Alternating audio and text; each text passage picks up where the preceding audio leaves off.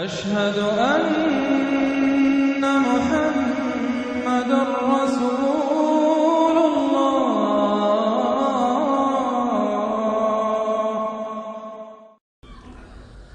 أما بعد فأعوذ بالله من الشيطان الرجيم. بسم الله الرحمن الرحيم.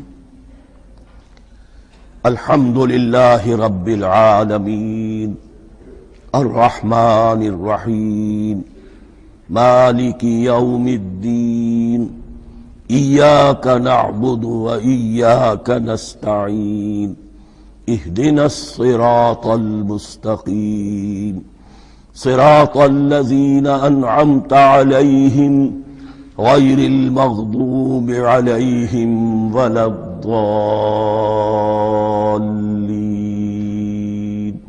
آمين.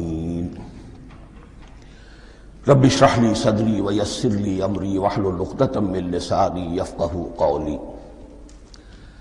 اللهم ربنا ألهمنا رشدنا وأعذنا من شرور أنفسنا.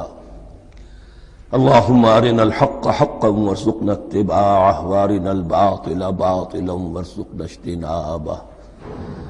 اللهم ربنا يسر لنا أمورنا كلها وأتمم لنا بالخير وتقبل منا فإنك خير المتقبلين آمین یا رب العالمین.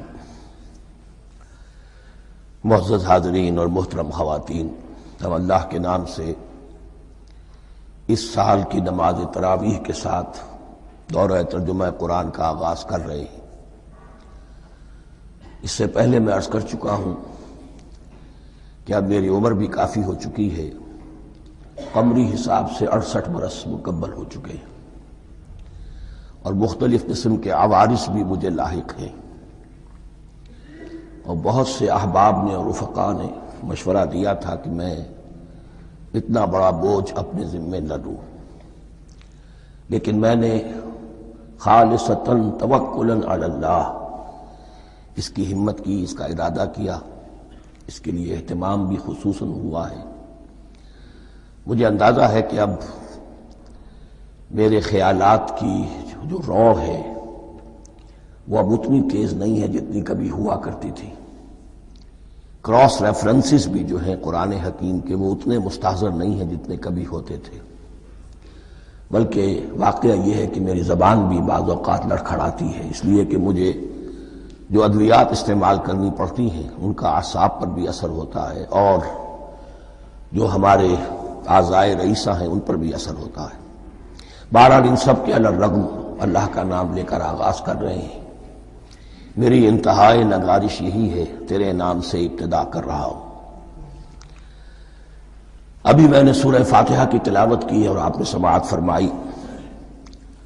یہ سورہ مبارکہ مصحف کے اعتبار سے تو پہلی سورت ہے ہی، سب کو معلوم ہے، لیکن یہ بھی نوٹ کر لیجئے کہ یہ نزول کے اعتبار سے بھی سب سے پہلی مکمل سورت جو حضور پر نازل ہوئی وہ یہی ہے۔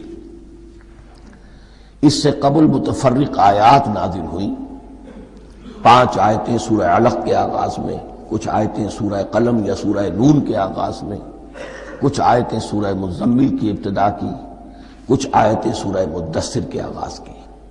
5ویں وحی تقریباً اس پر اجماع ہے کہ یہ سورۃ الفاتحہ کی ہے، اور یہ مکمل سورت ہے جو حضور پر نازل ہوئی۔ سورۃ الفاتحہ کے معنی ہوئے افتتاحی سورت، فتح یفتح کے معنی ہے کھولنا، مفتاح کنجی کو کہتے ہیں، چابی کو۔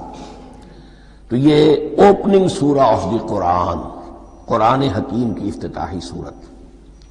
ویسے جیسا کہ میں تعارف قرآن کے ضمن میں عرض کر چکا ہوں، عربوں کا یہ مزاج تھا کہ جس چیز سے انہیں خصوصی محبت ہوتی تھی اس کے بہت سے نام رکھتے تھے۔ اس کے بھی بہت سے نام ہیں۔ سورۃ الفاتحہ سب سے عام ہے، لیکن الکافیہ، الشافیہ، ام القرآن، اساس القرآن، کم سے کم یہ 4 نام تو میں سمجھتا ہوں کہ ہر مسلمان کو مزید معلوم ہونے چاہیے، اور بھی بہت سے نام ہیں۔ اس سورہ مبارکہ کی بالاتفاق و بالاجماع 7 آیتیں ہیں، اگرچہ ان کی ترتیب میں کچھ اختلاف ہے۔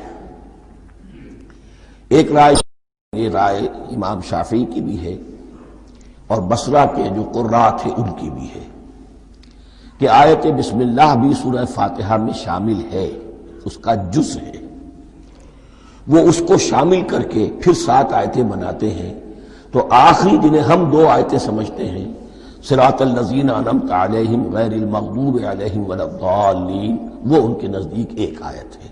تو گویا کہ نتیجہ یہ نکلا کہ آیتوں کی تعداد 7 ہی رہتی ہے۔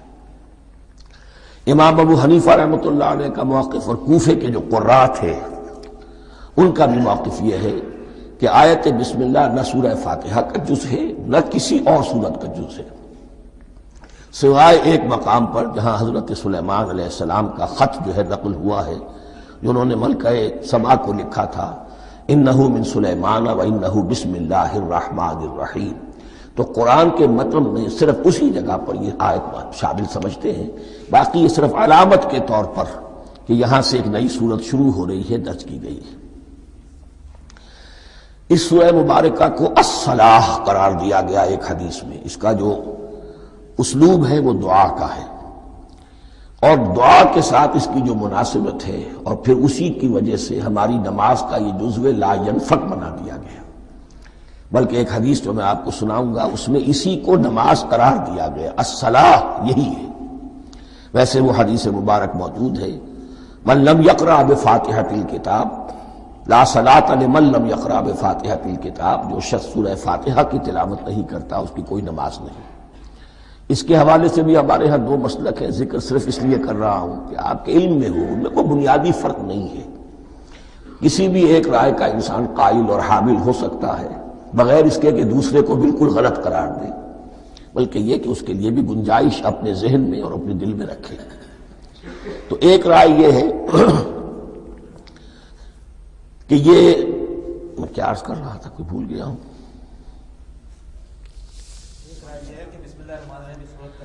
جی، اور دوسری آیت یہ ہے کہ اس کا حصہ نہیں ہے۔ اسی اعتبار سے یہ کہ یہ سورہ مبارکہ نماز میں پڑھی جانی ضروری ہے، لا صلاۃ لمن لم یقرأ بفاتحۃ الکتاب۔ البتہ یہ اختلاف ہے، یہ بات جو میں ذکر کر رہا تھا جو ذہن سے نکل گئی، کہ آیا مقتدی جو ہے امام کے پیچھے کھڑا ہو کر جب نماز پڑھ رہا ہو تو کیا اس صورت میں بھی اس کے لیے لازم ہے کہ سورہ فاتحہ پڑھے؟ اس میں 2 رائے ہو گئی، بلکہ 3۔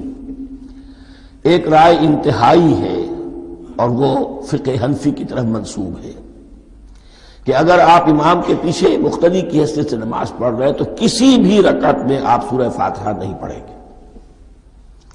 ایک دوسری بالکل برعکس رائے ہے، وہ امام شافعی رحمۃ اللہ علیہ کی ہے کہ ہر حالت میں چاہے امام جہری رکعت پڑھا رہا ہو جس میں وہ بلند آواز سے سورہ فاتحہ پڑھ رہا ہو اور چاہے وہ سری رکعت ہو، ہر حالت میں مقتدی کو بھی پڑھنی ہے۔ ایک تیسری رائے بین ہے، وہ امام مالک کی ہے رحمۃ اللہ علیہ، کہ جو سری رکعت ہے جس میں کہ امام بھی خاموشی سے پڑھ رہا ہے مقتدیوں کو بھی پڑھنی چاہیے، جو جہری رکعت ہے جس میں کہ امام بلند آواز سے پڑھ رہا ہے اس میں مقتدیوں کو خاموش رہ کر پوری توجہ جو ہے سننے پر صرف کر دینی چاہیے۔ اذا قرئ القرآن فاستمعوا له وانصتوا، جب قرآن پڑھا جا رہا ہو تو پوری توجہ اس کے پڑھنے پر مرکوز کر دو اور خود خاموش رہو۔ میرے اپنی رائے میں یہ تیسری رائے سب سے زیادہ صائب ہے اور اس میں کسی طرح کی بھی کوئی پیچیدگی پیدا نہیں ہوتی۔ بہرحال اس سورہ مبارکہ کا جو اسلوب ہے میں نے عرض کیا دعائیہ ہے، البتہ قرآن مجید کے علم اور حکمت کے اعتبار سے، اس کے فلسفے کے اعتبار سے ایک بات سمجھ لینی چاہیے۔ قرآن کا فلسفہ یہ ہے کہ بنیادی ہدایت ہر انسان کے دل میں موجود ہے، بالقوہ، پوٹینشلی۔ یہ جو قرآن مجید یا اللہ کی کتابیں نازل ہوتی ہیں یہ انہیں ایکٹیویٹ کرتی ہیں، وہ اندر کی جو ڈورمنٹ کانشسنس ہے، خوابیدہ شعور جو ہے اسے بیدار کر کے اور پھر یہ کہ اسے اجاگر کرتی ہیں۔ ہر سلیم الفطرت انسان اور سلیم العقل انسان، 2 سلامتی شرط ہیں۔ سلیم الفطرت، نیچر پرورٹڈ نہ ہو، فطرت مسخ نہ ہو گئی ہو، عقل سلیم ہو۔ ان دونوں چیزوں کا نتیجہ یہ نکلتا ہے کہ وہ انسان از خود بغیر کسی وحی کی رہنمائی کے بغیر کسی نبی کی تعلیم کے سے استفادہ کیے ہوئے از خود بھی کچھ حقائق تک پہنچ جاتا ہے۔ اور وہ حقائق کیا ہے؟ نمبر ایک یہ کہ اس کائنات کا ایک خالق ہے اور وہ ایک ہے، اور وہ تمام صفات کمال سے متصف ہے۔ نمبر دو یہ کہ انسان کی زندگی صرف یہ زندگی نہیں ہے، بلکہ ایک اور زندگی ہے کہ جس میں اس زندگی کے اعمال کے نتائج برآمد ہوں گے۔ یہ دو باتیں، اس کی زیادہ وضاحت کے ساتھ جو ہے اس کا تذکرہ آئے گا سورہ لقمان میں، جہاں حضرت لقمان کی شخصیت کا تذکرہ ہے۔ لیکن یہاں صرف یہ بات سمجھ لیجئے کہ قرآن کا فلسفہ یہ ہے کہ ہر انسان میں، ہر فرد نوع بشر میں جو اپنی ولادت کے وقت مسلم ہوتا ہے، حضور کی حدیث ہے کل مولود یولد علی الفطرہ ابواہ یحودانہ او ینصرانہ او یمجسانہ، ہر بچہ نوع انسانی کا فطرت اسلام پر پیدا ہوتا ہے، وہ فطرت کے اندر وہ ہدایت ودیت ہے۔ اب اگر وہ فطرت بس نہیں ہوئی اور عقل جو ہے وہ صحیح رخ پر کام کر رہی ہے تو ان دو حقائق تک وہ انسان خود پہنچ جائے گا۔ لیکن ان دونوں حقائق تک پہنچنے کے بعد اب وہ دست بستہ دعا کرے گا کہ اے رب اب مزید ہدایت تو مجھے عطا فرما۔ ایک تو یہ کہ میں کیا کروں کیا نہ کروں، میری عقل اس میں ٹھوکر کھا سکتی ہے، میں کسی اچھی چیز کو بری سمجھ سکتا ہوں، کسی بری کو اچھی سمجھ سکتا ہوں، تو مجھے صحیح راستہ، صحیح راہ ہدایت پر چلا۔ یہ دعا ہے جو انسان کرتا ہے جبکہ وہ ایمان باللہ اور ایمان بالآخرہ تک خود پہنچ چکا ہوتا ہے، اور یہ سمجھتا ہے کہ صحیح زندگی کا رخ یہی ہے کہ جس رب کو میں نے پہچانا ہے کہ وہ اس کائنات کا خالق ہے اور مالک ہے اور رب ہے، میں اس کی بندگی کروں، اس کی اطاعت کروں، اس کا حکم مانوں، اس کے راستے پر چلوں۔ لیکن وہ راستہ کون سا ہے؟ اس کے لیے پھر دست بدعا ہوتا ہے کہ پروردگار تو میری رہنمائی فرما۔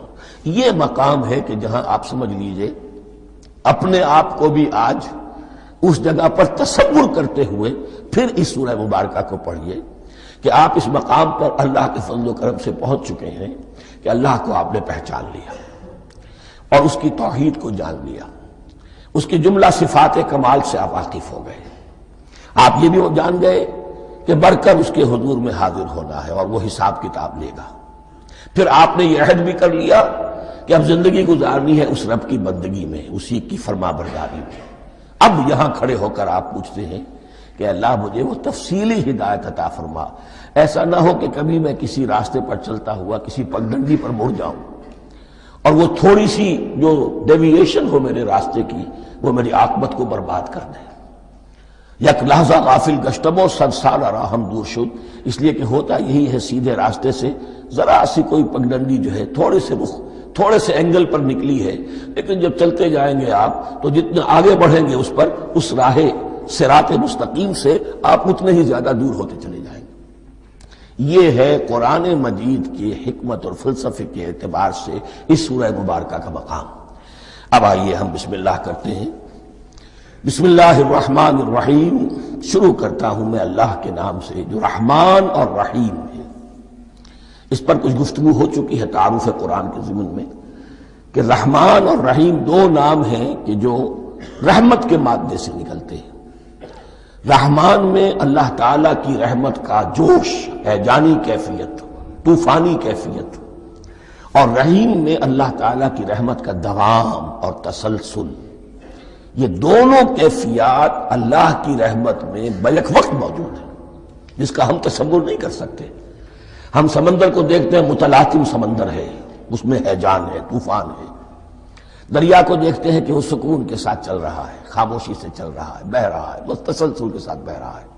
ہم ان دونوں کیفیات کو علیحدہ علیحدہ دیکھتے ہیں تو ہمارا ذہن ان دونوں کو بیک وقت اس کا تصور نہیں کر سکتا، تخیل ممکن نہیں۔ لیکن اللہ کی رحمت کی یہ دونوں شانیں مستقلاً ہر وقت موجود ہیں بیک وقت، اسی لیے ان دونوں کے درمیان کہیں حرف عطف نہیں آئے گا۔ بسم اللہ الرحمن الرحیم، الحمد للہ رب العالمین، کل حمد، اور حمد کو ذہن میں رکھ لیجئے، حمد مساوی ہے تعریف جمع شکر۔ عام طور پر ترجموں میں ایک لفظ لایا جاتا ہے، کل تعریف اللہ کے لیے، یہ کافی نہیں ہے۔ تعریف آپ کسی شے کی کر سکتے ہیں جس میں کوئی حسن ہے، خوبی ہے، کسی بھی اعتبار سے، خواہ آپ کو اس کے حسن و خوبی سے کوئی فائدہ حاصل نہیں ہو رہا۔ ایک پھول ہے، بہت خوبصورت ہے، بس ٹھیک ہے، خوبصورت ہے، آپ نے کہا، تعریف کر دی۔ شکر کرتے ہیں آپ اس شے کا جس سے آپ کو کوئی فائدہ پہنچا ہو، استفادہ ہوا ہو، آپ کی کوئی ضرورت پوری ہوئی ہو، آپ کی کوئی مشکل رفع ہوئی ہو۔ اور آپ دیکھیں گے کہ حمد میں یہ شکر کا پہلو غالب ہے۔ جتنی بھی دعائیں ہیں حضور سے منقول، شکر کے مقام پر وہاں حمد آتا ہے۔ بھوک لگی ہوئی تھی، کھانا کھایا، الحمدللہ الذی اطعمنی وسقانی۔ اب یہاں دیکھیے ترجمہ، تعریف نہیں، شکر ہے اس اللہ کا جس نے مجھے کھلایا اور پلایا۔ آپ بیت الخلاء سے باہر آئے، نجاستیں آپ سے دور ہو گئی، طبیعت میں انشراح ہوا، الحمدللہ الذی اذھب عنی الاذی وعافانی۔ وہ شکر ہے اس اللہ کا جس نے اذیت بخش چیزیں مجھ سے دور کر دیں اور مجھے عافیت بخشی۔ تو یہ الحمدللہ رب العالمین، اللہ تعالیٰ کا حسن و کمال اور حسن و جمال اپنی جگہ بھی اس انتہا کا ہے کہ جتنی تعریف اس کا حق ہے ہم کر ہی نہیں سکتے، لیکن اس کے احسانات اور انعامات ہم پر اتنے ہیں کہ ہم ان کو بھی گن نہیں سکتے۔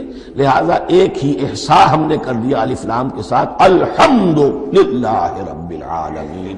تمام تعریفیں اور کل شکر اللہ کے لیے ہیں کہ جو تمام جہانوں کا پروردگار ہے، رب ہے، مالک ہے۔ رب میں ایک مفہوم ہوتا ہے ربوبیت کا، اور اس میں مفہوم شامل ہوتا ہے تربیت کا، ربیانی صغیرہ۔ تو مالک ہونا اور تربیت دینا، آپ جس شے کے مالک ہوں گے آپ چاہیں گے اس میں بڑھوتری ہو، اس میں اضافہ ہو، وہ نشو و نما پائے۔ تو یہ دونوں چیزیں آپس میں ایک دوسرے کا جڑی ہوئی ہیں، پروردگار بھی اور مالک بھی۔ عام طور پر عربی میں رب کا لفظ مالک کے لیے آتا ہے، رب البیت، رب الدار، رب المال۔ تو مالک وہاں پر ظاہر بات ہے کہ اس سے مراد کیا ہے، مال والا، گھر والا، گھر کا مالک۔ تو کل شکر اور کل تعریف اس اللہ کے لیے ہے جو تمام جہانوں کا مالک بھی ہے اور پروردگار بھی ہے۔ الرحمن الرحیم، رحمان ہے اور رحیم ہے۔ اب دوبارہ اس کی میں وضاحت نہیں کروں گا۔ مالک یوم الدین، یوم دین کا مختار مطلق ہے۔ دین عربی زبان میں کہتے ہیں بدلے کو، دناہم کما دانو، کما تدینو تو دانو، یہ کہاوت ہے۔ جیسے اردو میں ہم کہتے ہیں جیسا کرو گے ویسا بھرو گے، کما تدینو تو دانو۔ تو یہ ہے بدلہ، اس کا بنیادی مفہوم جو ہے وہ بدلہ ہے۔ تو بدلے کا ایک دن ہے جس دن فیصلہ ہوگا کہ کون کیا کما کر لایا ہے اور اسے کیا بدلہ ملنا چاہیے۔ آیا اس کا برائیوں کا پلڑا بھاری ہے کہ اسے سزا ملنی چاہیے، یا اس کی حسنات اور نیکیوں کا پلڑا بھاری ہے کہ اسے جزا ملنی چاہیے، اس کا انعام اور اکرام کے ساتھ معاملہ کیا جانا چاہیے۔ وہ ایک دن ہے، اسے ہم یوم القیامہ کہتے ہیں۔ اور لیکن اصل بات جو یہاں کہی گئی، یعنی ایک جملے میں تین باتوں کا اعتراف ہو رہا ہے۔ بعث بعد الموت، ایک دن آئے گا کہ ہم مرنے کے بعد تمام انسان اٹھا لیے جائیں گے، پھر حساب و کتاب، پھر اللہ کے ہاں حاضری ہوگی اور حساب کتاب ہوگا۔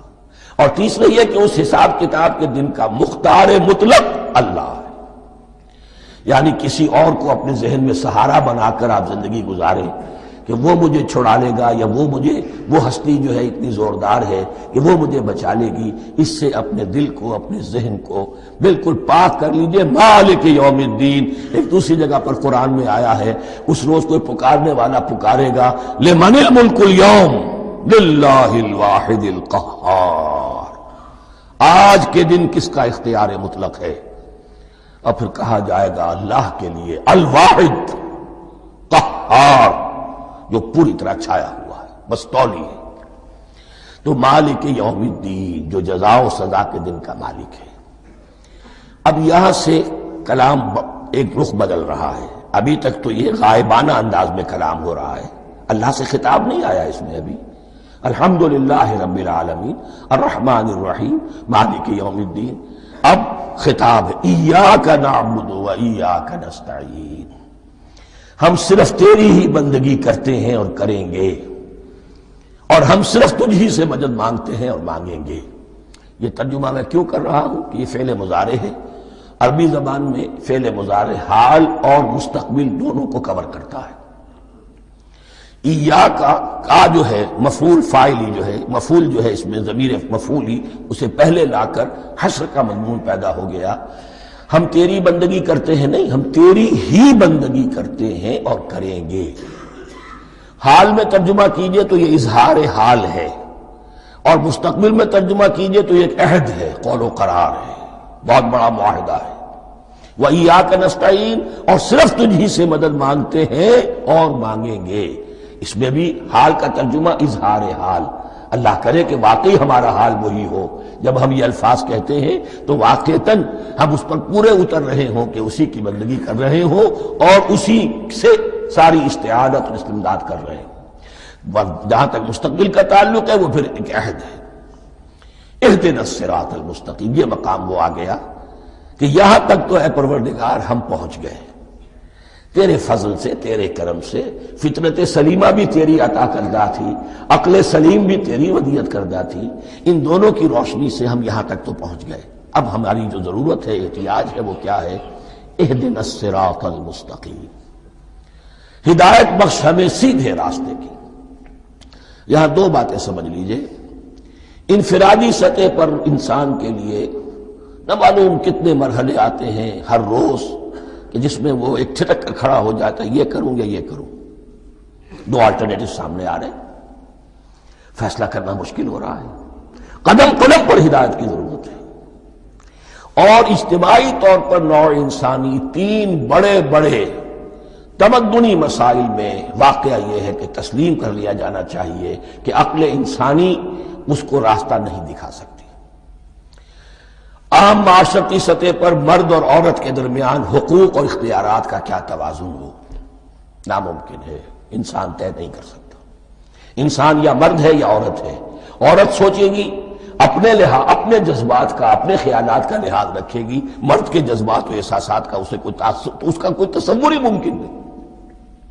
مرد سوچے گا اسے اپنے احساسات معلوم ہے، لیکن یہ کہ عورت کے احساسات سے وہ نابلد ہے، ان کو محسوس کر ہی نہیں سکتا، لا محالہ وہ اپنے بارے میں وہ جو بھی نظام بنائے گا اس میں وہ اپنی بالادستی رکھے گا۔ وہ تو ایک ہی ہستی ہو سکتی ہے کہ جو دونوں کی خالق ہے، مرد کی بھی عورت کی بھی، اور اس کو دونوں سے محبت ہے، دونوں کا خیر خواہ ہے، دونوں کا رب ہے، دونوں کو پروان چڑھانا چاہتا ہے۔ اسی طرح فرد اور معاشرہ یا ریاست، حکومت اور ریاست ہمیشہ یہ چاہتی ہے کہ سارے اختیارات ہمارے ہاتھ میں آ جائیں، ٹوٹلیٹیرین سوسائٹی ہو، بس ہم حکم دیں اور لوگ اس پر چلیں۔ افراد یہ چاہتے نہیں، ہمیں آزادی ہونی چاہیے۔ اب آپ دیکھیے کہ دنیا میں کتنے جھگڑے چلتے ہیں اسی پر، فریڈم فریڈم فریڈم۔ وہ فریڈم واقعتاً اپنی جگہ پر ایک شے ہے، افراد کی آزادی ہونی چاہیے، لیکن افراد کی آزادی اتنی نہ ہو جائے کہ وہ مادر پدر آزاد ہو جائے، کوئی قانون، کوئی قاعدہ، کوئی اخلاقی کوئی حدود اور قیود جو ہے ان کا پابند نہ رہے۔ تو اب کہاں ہے وہ نقطہ اعتدال کہ جس میں انسان کی انفرادی آزادی، انفرادی اختیار اور ادھر اجتماعی مصلحتیں جو ہیں ان کو بیلنس کیا جا سکے؟ انسان طے نہیں کر سکتا، صرف اللہ ہی اس کے لیے نظام دے سکتا ہے۔ تیسرا مسئلہ ہے سرمایہ اور محنت، اس میں کیا توازن ہو؟ سرمایہ اور محنت دونوں مل کر کچھ بنا رہے ہیں، کچھ پروڈیوس کر رہے ہیں۔ اب اس میں نفع جو ہوا ہے اس میں سرمایہ کا کتنا حصہ ہونا چاہیے اور لیبر کا کتنا ہونا چاہیے، کون طے کر سکتا ہے؟ اس کے لیے بھی کہ ایسا نہ ہو کہ سرمایہ داری جو ہے آکاش بیل بن کر پورے معاشرے پر چھا جائے اور غریب بیچارہ، مزدور بیچارہ، کاشتکار بیچارہ وہ گویا کہ چکی کے دو پارٹوں میں پس کر رہ جائے، اس کی کوئی حیثیت نہ رہ جائے۔ لیکن یہ کہ دوسری طرف اگر یہ کہ مزدور کا جو حق ہے اس سے زیادہ اس کو دے دیا جائے تو سرمایہ جو ہے وہ سکڑ جائے گا، شائی ہو جائے گا، وہ پھر میدان میں نہیں آئے گا۔ کیا کیا جائے؟ کون سا نقطہ عدل و اعتدال ہے؟ یہ تین مسائل ایسے ہیں، اہدنا الصراط المستقیم۔ تو یوں سمجھیے کہ ایک جو بنیادی ہدایت تھی، ایک اللہ کو پہچان لینا، یہ جان لینا کہ کل حسن و جمال اور تمام انعام و اکرام کا منبع اس کی ذات ہے، وہ رحمان ہے اور رحیم ہے، اور یہ جان لینا کہ مرنے کے بعد جی اٹھنا ہے، حساب کتاب ہے، فیصلہ ہوگا جزا و سزا کا، اور مختار مطلق اس دن کا اللہ ہے۔ پھر یہ عہد کر لینا ایاک نعبد و ایاک نستعین۔ اس کے بعد دعا، پروردگار ہمیں ہدایت پر قائم رکھ، ہماری ہدایت میں اضافہ فرما۔ اس ہدایت کے لفظ کو سمجھ لیجئے، بنیادی ہدایت، تفصیلی ہدایت، قدم قدم پر ہدایت، ہدایت پر ہدایت. والذین اہتدوا زادہم ھدی، جو لوگ ہدایت کے راستے پر آتے ہیں اللہ ان کی ہدایت میں اضافہ کرتا ہے. تو یہ قدم قدم پر ہمیں ہدایت کی ضرورت ہے اور مرحلہ وار ضرورت ہے. ہدایت اس کو بھی کہتے ہیں کہ کسی نے آپ سے کوئی پتہ پوچھا، آپ نے کہا ادھر جانا، پھر دوسری گلی میں مڑنا، پھر جانا 2-3 لائٹیں چلے جانا، پھر مڑنا وغیرہ وغیرہ، یہ بھی ہدایت ہے. نظری طور پر آپ نے بتایا ہے. ایک ہدایت یہ ہوئی کہ بھائی میں چلتا ہوں آپ کے ساتھ، میں آپ کو وہاں تک پہنچا دوں گا تاکہ آپ کو دقت نہ ہو، آپ نے منزل تک پہنچا دیا. ان دونوں کے درمیان، یہ تو میں نے ایک فرد کی مثال دی ہے، اللہ اور بندے کے درمیان نہ معلوم کتنے مراحل ہیں ہدایت کے. تو کسی وقت بھی انسان اپنے آپ کو ہدایت خداوندی سے مستغنا نہیں سمجھ سکتا، اور نہیں تو پروردگار جو ہدایت دی ہے اس پر ہدایت پر قائم رکھ.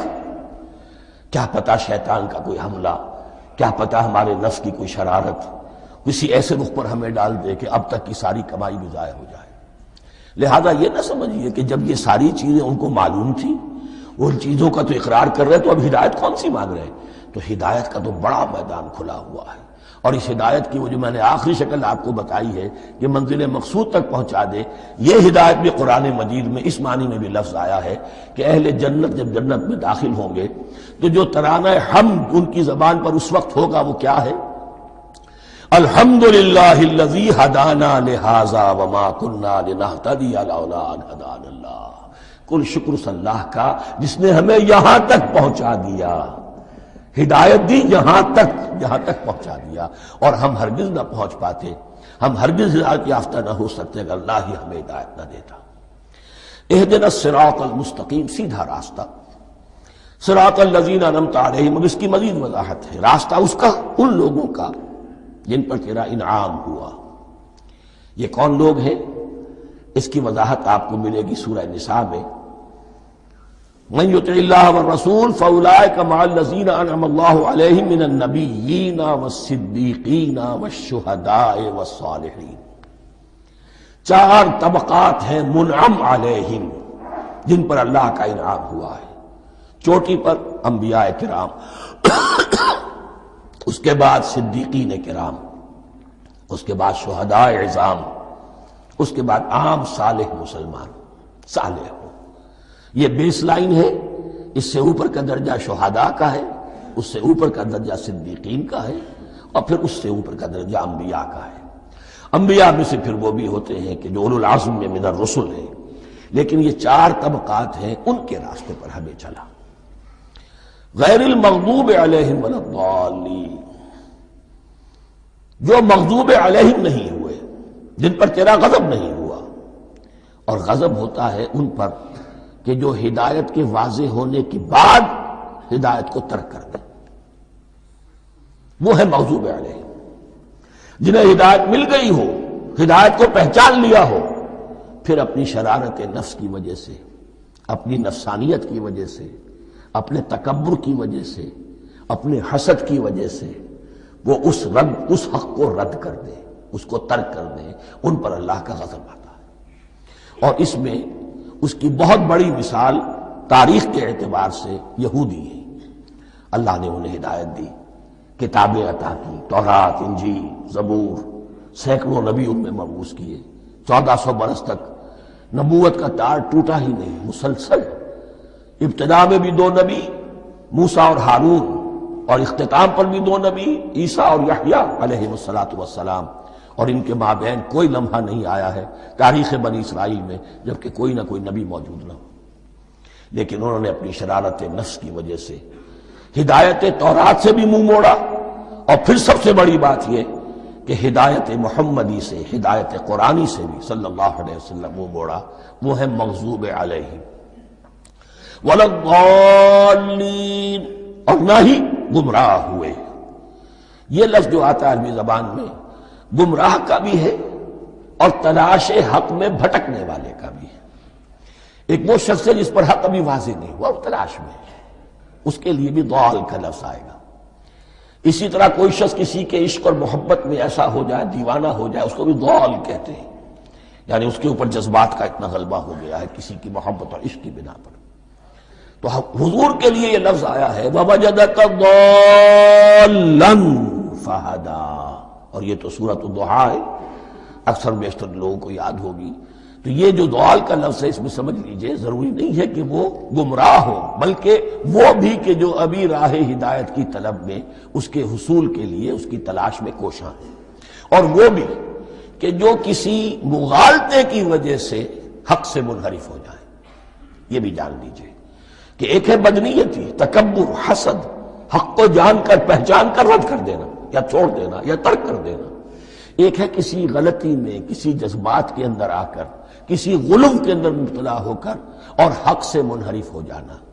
اس کی جو سب سے بڑی مثال ہے وہ نصارہ ہے، عیسائی ہے۔ حضرت مسیح کو انہوں نے مانا لیکن غلو کیا، یہ لفظ آئے گا آگے، لا تغلو فی دینکم، اپنے دین میں غلو نہ کرو۔ جیسے ہمارے ہاں بھی بعض لوگ ہیں جو حضور صلی اللہ علیہ وسلم کی تعریف میں، حضور صلی اللہ علیہ وسلم کے ساتھ اپنی محبت کے اظہار میں غلو کر جاتے ہیں۔ یہ انتہا درجے کو ہو گیا تھا حضرت مسیح علیہ السلام کے ماننے والوں میں، اور اس کی بنا پر انہوں نے تثلیث کا عقیدہ ایجاد کر لیا اور حضرت مسیح علیہ السلام کو اللہ کا بیٹا بنا دیا۔ تو اس کی سب سے بڑی مثال ضالین کی اس اعتبار سے کہ ہدایت پانے کے بعد کسی بدنیتی سے نہیں بلکہ کسی اچھے جذبے میں غلو کی وجہ سے، رسول سے محبت کرنا تو اچھا جذبہ ہے لیکن یہ محبت بھی ایک حد میں رہنی چاہیے۔ غلو کرے گی تو ظاہر بات ہے کہ اس کے بعد وہ گمراہی کی طرف لے جائے گی۔ یہ ہے اس سورہ مبارکہ کا ترجمہ، اور اس کے بعد آخر میں آمین کہنا یہ مسنون بھی ہے، کہنا چاہیے۔ البتہ اختلاف یہاں بھی صرف اتنا ہے کہ نماز میں جب آپ امام کے ساتھ ہیں، وہ اگر جہری قرات کر رہا ہے تو آیا اس کے بعد آپ کو بھی بالجہر کہنا ہے آمین یا نہیں کہنا، یہ اختلاف ہے، ان میں کوئی فرق واقع نہیں ہوتا۔ یہ چیز متفق علیہ کہ کہنا ہے آمین، بلکہ یہ آمین تو یہودیوں میں ہے، یہ آمین جو ہے یہ عیسائیوں میں بھی ہے۔ ان کی بھی جو پریئر، لارڈس پریئر ہے، اس کے بعد آمین، وہ آمین کہتے ہیں، وہ فرق، وہ لفظ ایک ہی ہے۔ اس لیے کہ عبرانی زبان اور عربی زبان، یا تو ہم یہ کہہ سکتے ہیں کہ دونوں بہنیں ہیں، کوئی ایک مشترک زبان تھی ان کی ماں جس کی یہ دو بیٹیاں ہیں، اور یا یہ کہنا پڑے گا کہ عربی زبان کی ماں جو ہے وہ عبرانی زبان ہے۔ بہرحال بڑا قریبی رشتہ عربی کا اور عبرانی کا ہے، اس اعتبار سے وہ آمین۔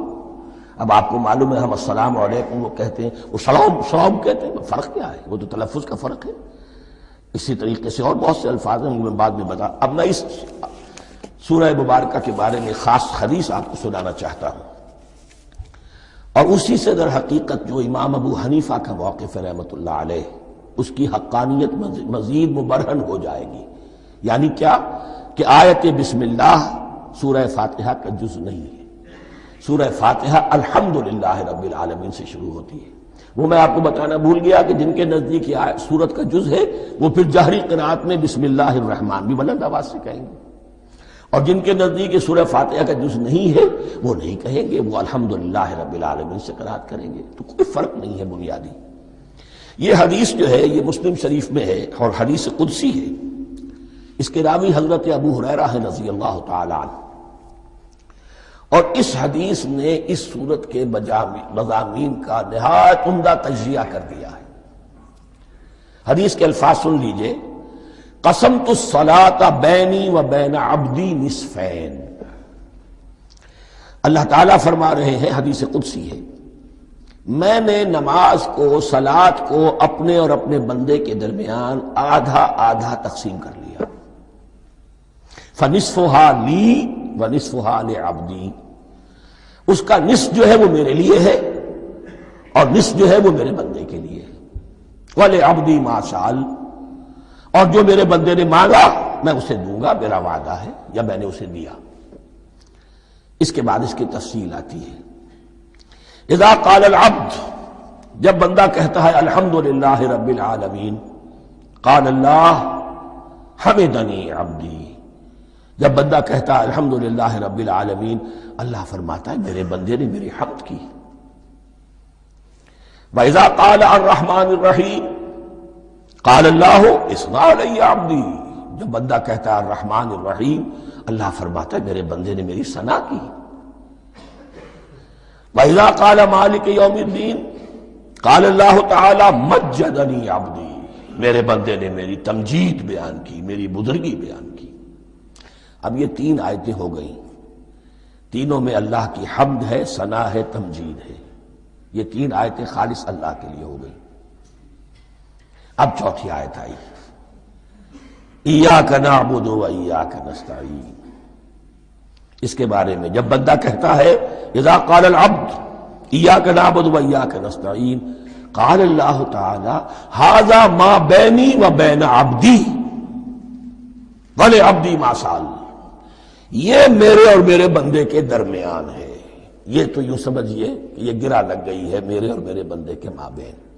اس نے مجھ سے قول و قرار کیا ہے، اس نے میری بندگی کا اعتراف کیا ہے، اس نے تسلیم کیا ہے کہ میری ہی بندگی کرتا ہے اور کرے گا، اور مجھ سے مدد چاہیے ہے. ھذا ما بینی و بین عبدی، یہ معاہدہ ہے. معاہدہ 2 فریقوں کے مابین ہوتا، یہ میرے اور میرے بندے کے مابین ہے. وَلِ عَبْدِي مَا سَأَلَ، اور میں نے اپنے بندے کو دیا جو اس نے مانگا. وہ میری مدد چاہتا ہے، میری مدد اس کے شامل حال رہے گی. فَإِذَا قَالَ، اور جب بندہ کہتا ہے اهْدِنَا الصِّرَاطَ الْمُسْتَقِيمَ صِرَاطَ الَّذِينَ أَنْعَمْتَ عَلَيْهِمْ غَيْرِ الْمَغْضُوبِ عَلَيْهِمْ وَلَا الضَّالِّينَ، قَالَ اللَّهُ تَعَالَى هَذَا لِعَبْدِي وَلِعَبْدِي مَا سَأَلَ. یہ 3 آیتیں یہ میرے بندے کے لیے ہیں. اهْدِنَا الصِّرَاطَ الْمُسْتَقِيمَ، اسی صراط مستقیم کی وضاحت ہے مثبت. صراط الذین انعمت علیہم، اسی صراط المستقیم کی وضاحت ہے منفی انداز میں، غیر المغضوب علیہم ولا الضالین. یہ سب میرے بندے کے لیے ہے اور میں نے اپنے بندے کو دیا جو اس نے مانگا. اس کو میں نے ایک مرتبہ یہ ترازو کی شکل میں اس کو لکھوایا تھا. دیکھیے یہ ایاک نعبد و ایاک نستعین، یہ ہے وہ ترازی کی وہ ڈنڈی. واو جو ہے ایاک نعبد و ایاک نستعین، واو جو ہے گویا کہ وہ مٹھ ہے جس سے کہ ترازو کو پکڑا جاتا ہے.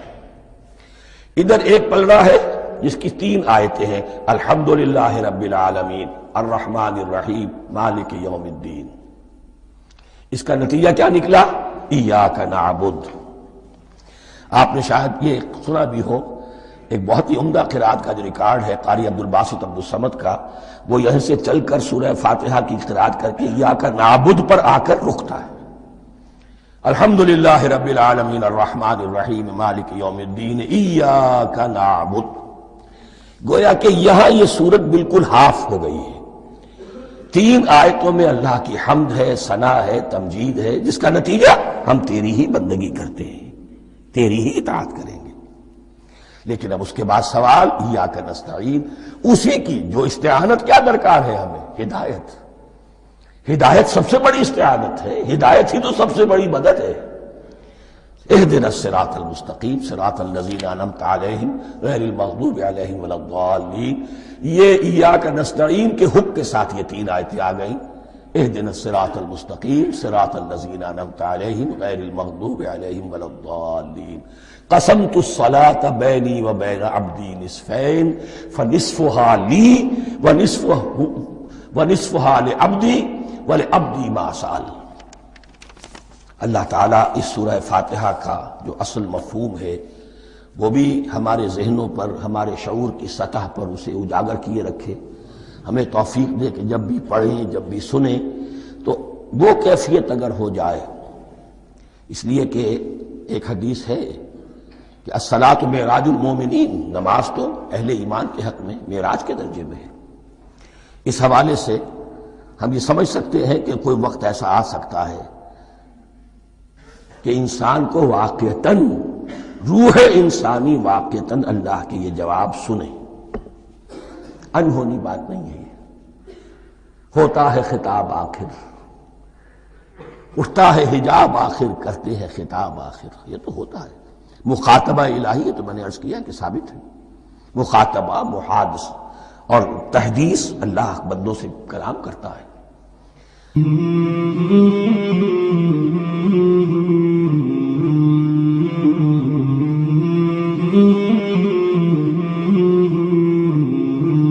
مولاي صل وسلم